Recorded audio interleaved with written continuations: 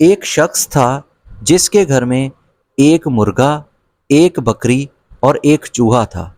چوہے نے گھر والوں کو بہت زیادہ تنگ کر رکھا تھا۔ گھر والے چوہے سے بہت تنگ آ چکے تھے۔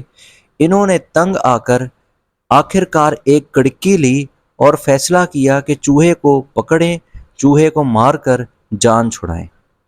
اب ہوا کچھ یوں کہ جب وہ کڑکی لے کر گھر آئے تو چوہا پریشانی کے عالم میں اپنا مسئلہ لے کر مرغے کے پاس گیا اور مرغے کو یہ داستان سنائی کہ مرغے کہ دیکھو گھر میں کڑکی آ گئی ہے، میں اب پھنس گیا ہوں، میرا کیا بنے گا؟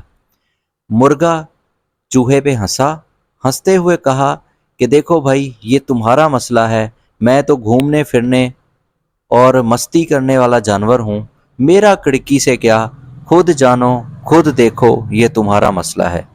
چوہا اور زیادہ پریشان ہوا۔ پریشانی کے عالم میں گھبرایا ہوا بکری کے پاس پہنچا۔ بکری کو جا کر کہا، بکری بکری میں بڑا پریشان ہوں، گھر میں کڑکی آئی ہے، میں کیا کروں، کہاں جاؤں؟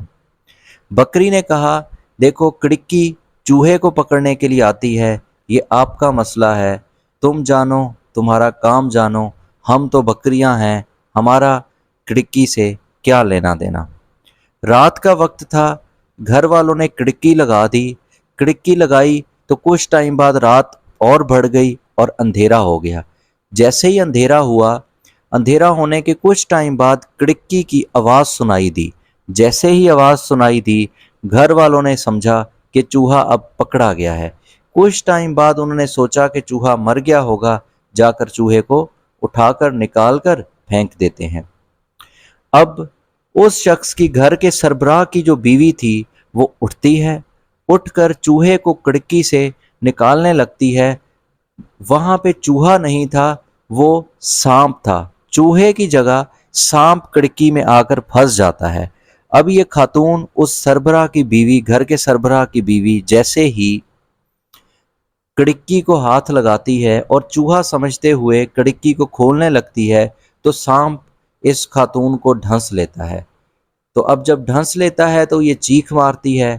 اس کا شوہر پہنچتا ہے وہاں پہ، دیکھتا ہے تو وہ سانپ ہوتا ہے۔ رات گزارتے ہیں بڑی مشکل سے۔ صبح ہوتے ہی یہ کسی حکیم کے پاس جاتے ہیں، لیکن خاتون کی طبیعت بہت خراب ہو چکی ہوتی ہے کیونکہ زہر اس کے جسم میں بہت زیادہ پھیل چکا ہوتا ہے۔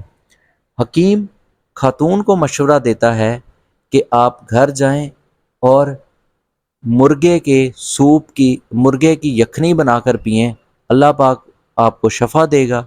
خاتون گھر آتی ہے، گھر کا سربراہ اسی مرغے کو پکڑتا ہے، ذبح کرتا ہے اور اس کی یخنی بھی بناتا ہے، اور جو رشتہ دار عیادت کرنے آتے ہیں ان کو کھانا بھی کھلا دیتا ہے۔ ایک دو دن گزرتے ہیں، خاتون کی طبیعت ٹھیک نہیں ہو رہی ہوتی، دن بدن طبیعت خراب ہوتی جاتی ہے۔ آخر کار یہ خاتون اللہ کو پیاری ہو جاتی ہے۔